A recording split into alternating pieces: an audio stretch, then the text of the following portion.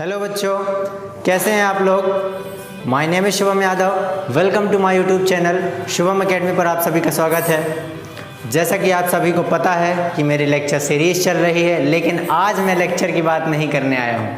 आज मैं यहाँ पर बात करने आया हूँ सब्जेक्ट सिलेक्शन, बोर्ड सिलेक्शन की। जैसा कि बच्चे बहुत ज़्यादा कंफ्यूज हैं, पेरेंट्स भी बहुत कंफ्यूज हैं कि अपने बच्चे को सीबीएसई बोर्ड में पढ़ाएं कि स्टेट बोर्ड के बारे में पढ़ाएं। तो ये दोनों एक्चुअल में हैं क्या, इसमें बहुत ज़्यादा कंफ्यूजन है। पेरेंट्स को, बच्चों को भी बहुत कंफ्यूजन है। एक्चुअली में अभी हाल ही में सीबीएसई ने अपना सिलेबस रिड्यूस किया है ड्यू टू कोविड-19 के चलते अब कोर्स हो नहीं पाएगा पूरा।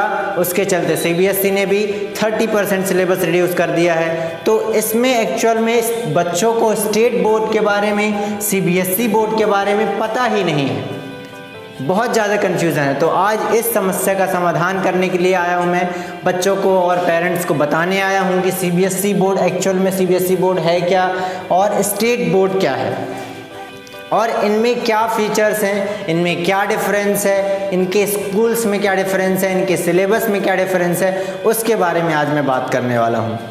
तो सबसे पहले मैं बात करूँगा सीबीएसई बोर्ड के बारे में। तो सबसे पहले हम सीबीएसई बोर्ड के बारे में बात करते हैं। तो सीबीएसई बोर्ड जो है, पहले मैं बच्चों को क्या है एक्चुअल में बोर्ड के बारे में ही नहीं पता कि ये बोर्ड एक्चुअल में है क्या। स्कूल में पेरेंट्स आते हैं और मैं खुद एक टीचर हूँ, तो जब स्कूल में पेरेंट्स आते हैं तो उनको बहुत ही ज़्यादा कन्फ्यूज़न रहती है, सर ये बोर्ड क्या है। अभी भी बहुत ज़्यादा कन्फ्यूज़न है, सीबीएसई बोर्ड क्या है, स्टेट बोर्ड क्या है। ठीक है, तो बोर्ड बेटा, बोर्ड व्यूअर्स, बोर्ड वो होता है, शिक्षा के लिए एक संघ बनाया जाता है जो शिक्षा के लिए सारी जो व्यवस्थाएं हैं उस पे होने वाले नियम जो लगते हैं, नियम लागू होते हैं शिक्षा में, शिक्षा विभाग में नई नीति जो आती है शिक्षा विभाग के द्वारा, वो सब कुछ कौन देखता है, बोर्ड देखता है। उस संघ को बोर्ड कहते हैं। अब वो स्टेट बोर्ड है कि सीबीएसई बोर्ड है। तो सबसे पहले मैं सीबीएसई के बारे में बात करूंगा। तो सीबीएसई एक्चुअल में क्या है, central board of secondary education. क्या है, central board of secondary education. Central board of secondary education का मतलब क्या है, वो बोर्ड, वो संघ, शिक्षा का वो संस्थान, वो संघ जो केंद्र सरकार द्वारा संचालित होता है। ठीक है, शिक्षा मंत्रालय जो होगा वो केंद्र सरकार द्वारा संचालित होगा और वो बोर्ड किससे संचालित हो जाएगा, केंद्र सरकार से। वो बोर्ड कहलाता है सीबीएसई बोर्ड। ठीक है, जिसका सेंटर कहाँ पर है, दिल्ली में है और अजमेर में है। और स्टेट बोर्ड क्या कहलाते हैं, जो राज्य सरकार द्वारा संचालित होते हैं। राज्य मतलब मैं बात करूं कि यदि मैं एमपी से बिलोंग करता हूं तो मध्य प्रदेश बोर्ड, मतलब मध्य प्रदेश राज्य का जो बोर्ड होगा शिक्षा के लिए, वो स्टेट बोर्ड एमपी बोर्ड कहलाएगा। यदि मैं बिहार बोर्ड की बात करूं तो बिहार राज्य के लिए बिहार बोर्ड होता है। ऐसे ही अलग अलग राज्यों के लिए स्टेट बोर्ड बना हुआ है और केंद्र सरकार द्वारा संचालित जो होता है बोर्ड, वो सीबीएसई बोर्ड कहलाता है। तो दोनों के सिलेबस में ज़्यादा डिफरेंस नहीं है। ठीक है, सीबीएसई की मैं बात करूं तो सीबीएसई का जो सिलेबस है वो बहुत ही इजी करके बनाया गया है, बहुत ही सरल और बहुत ही रिसर्च करके बनाया गया है। क्योंकि इसमें जो लगने वाली किताबें हैं, बुक्स हैं, वो लगती हैं एनसीईआरटी। सीबीएसई में कौन सी किताबें लगती हैं, एनसीईआरटी। बहुत सारे बच्चों को एनसीईआरटी का मतलब ही नहीं पता। एनसीईआरटी क्या होता है, नेशनल, इसका फुल फॉर्म क्या होता है, national council of education research and training. इसका फुल फॉर्म क्या है। ये जो किताबें हैं इनको बहुत ही ट्रेनिंग, बहुत ही जानकार लोग उसमें रिसर्च करते हैं उन टॉपिक्स में, जिन टॉपिक जो किताबों में टॉपिक दिए होते हैं उन पे रिसर्च करते हैं और उसको बहुत ही शॉर्ट एंड स्वीट कैसे सरल बनाया जाए, कैसे वेरी यूज़फुल बनाया जाए, उन किताबों में वो टॉपिक लेकर आते हैं। वो एनसीईआरटी की किताबें होती हैं और केंद्र सरकार द्वारा वो संचालित होती हैं किताबें। तो वो किताबें सीबीएसई बोर्ड लगाता है और उन किताबों पर बहुत ही रिसर्च करके टॉपिक्स होते हैं।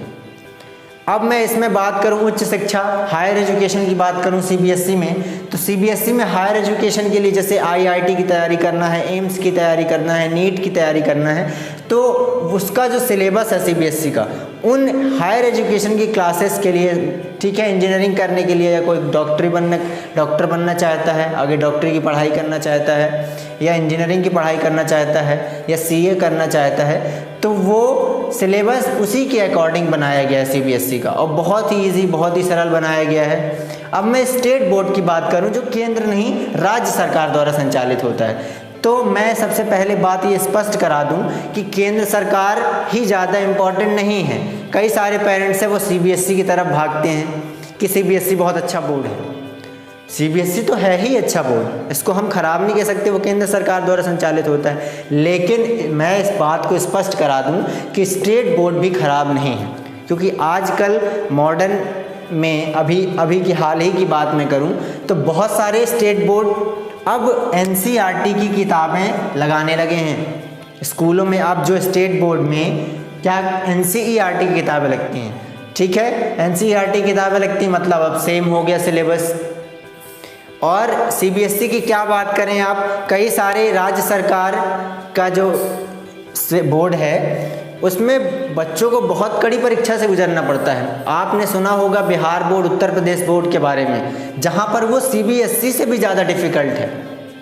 तो केंद्र सरकार ही ज़्यादा ज़रूरी नहीं है, स्टेट बोर्ड भी बहुत ज़्यादा इम्पॉर्टेंट है, बहुत ज़्यादा अच्छा है बच्चों के लिए। तो यदि पेरेंट्स सीबीएसई में, लेकिन अब मैं बात करूं कि इकोनॉमी की बात करूं मैं, ठीक है, इकोनॉमी की बात करूं मैं, तो जो सस्ता बोर्ड होगा वो होगा स्टेट बोर्ड, क्योंकि वो राज्य सरकार द्वारा संचालित होते हैं। इसके जो स्कूल्स होते हैं वो थोड़ी सा कम फीस लेते हैं। तो स्कूल सिलेक्शन के लिए, बोर्ड सिलेक्शन के लिए मैं दोनों को प्रेफर करूँगा। जो पेरेंट्स अफोर्ड कर पा रहे हैं यदि सीबीएसई स्कूल में अपने बच्चों को पढ़ाने के लिए, यदि वो पढ़ा सकते हैं सीबीएसई बोर्ड में, तो वो सीबीएसई बोर्ड वाले स्कूल्स में पढ़ाएं। यदि वो स्टेट बोर्ड वाले स्कूल्स में पढ़ाना चाहते हैं तो स्टेट बोर्ड भी बिल्कुल ख़राब नहीं है, बहुत अच्छा बोर्ड है स्टेट बोर्ड। यदि मैं एमपी बोर्ड से बिलोंग करता हूँ तो एमपी बोर्ड भी बहुत अच्छा बोर्ड है। ज़रूरी नहीं है कि आप सीबीएसई वाले स्कूल्स में ही बच्चों को पढ़ाएँ। स्टेट बोर्ड भी बहुत अच्छा है, क्योंकि एमपी बोर्ड भी अब किसको फॉलो कर रहा है, एनसीईआरटी की किताबें फॉलो कर रहा है। मतलब जो किताबें सीबीएसई बोर्ड में लगती हैं वही किताबें स्टेट बोर्ड में भी लगती हैं। तो पेरेंट्स से मेरा यही अनुग्रह है कि वो एमपी बोर्ड या सीबीएसई बोर्ड दोनों स्कूल्स में पढ़ा सकते हैं। दोनों बहुत अच्छे स्कूल्स हैं, दोनों के फीचर्स बहुत अच्छे हैं, दोनों हायर एजुकेशन की क्लासेस के लिए बहुत अच्छी किताबें प्रेफर करते हैं।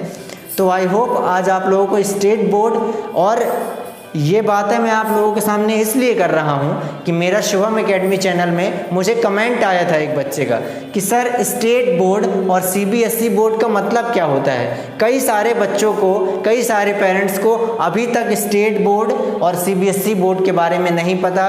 तो मुझे आज ये वीडियो बनाना पड़ा जिससे मैं बता सकूँ आप लोगों को कि सीबीएसई का मतलब क्या होता है और स्टेट बोर्ड का मतलब क्या होता है। तो आई होप आज की जानकारी आप लोगों के लिए बहुत यूज़फुल रही होगी। यदि ये जानकारी बहुत यूज़फुल है तो इसको शेयर करें, ज़्यादा से ज़्यादा लोगों को शेयर करें, जिससे जिनको इन दोनों टॉपिक्स, दोनों बोर्ड्स के बारे में कन्फ्यूज़न है तो वो इससे जान सके, इसे पहचान सके कि सीबीएसई बोर्ड क्या है, सीबीएसई बोर्ड के स्कूल्स क्या हैं, और सीबीएसई बोर्ड के जो स्कूल हैं वो सीबीएसई बोर्ड से मान्यता प्राप्त होते हैं और स्टेट बोर्ड के जो स्कूल्स होते हैं वो स्टेट बोर्ड से मान्यता प्राप्त होते हैं। तो दोनों में कोई ज़्यादा अंतर नहीं है, ठीक है। पेरेंट्स अपनी हैसियत के हिसाब से अपने बच्चों को कहाँ पढ़ाना चाहते हैं। यदि उनका इकनॉमी थोड़ा सा कम है तो वो स्टेट बोर्ड वाले में भी पढ़ा सकते हैं। यदि सीबीएसई में पढ़ाना चाहें तो सीबीएसई में भी पढ़ा सकते हैं। दोनों स्कूल्स बहुत अच्छे हैं, दोनों बोर्ड्स बहुत अच्छे हैं। मैं दोनों की बुराई नहीं करना चाहता, वो बहुत ही अच्छे स्कूल, बहुत अच्छे बोर्ड्स हैं। मैं तो एक्चुअल में सीबीएसई से पढ़ा हुआ हूँ, लेकिन मैं स्टेट बोर्ड भी प्रेफर करता हूँ कि स्टेट बोर्ड से भी आप पढ़ाई कर सकते हैं, क्योंकि अब सिलेबस में कोई डिफरेंस नहीं रह गया सीबीएसई का और स्टेट बोर्ड का। तो आई होप आप लोगों को बिल्कुल समझ में आया होगा। यदि समझ में आया तो वीडियो को लाइक करें, कमेंट करें और सब्सक्राइब करें, और ज़्यादा से ज़्यादा लोगों को शेयर करें जिससे ये सभी तक पहुँच सके। Thank you very much.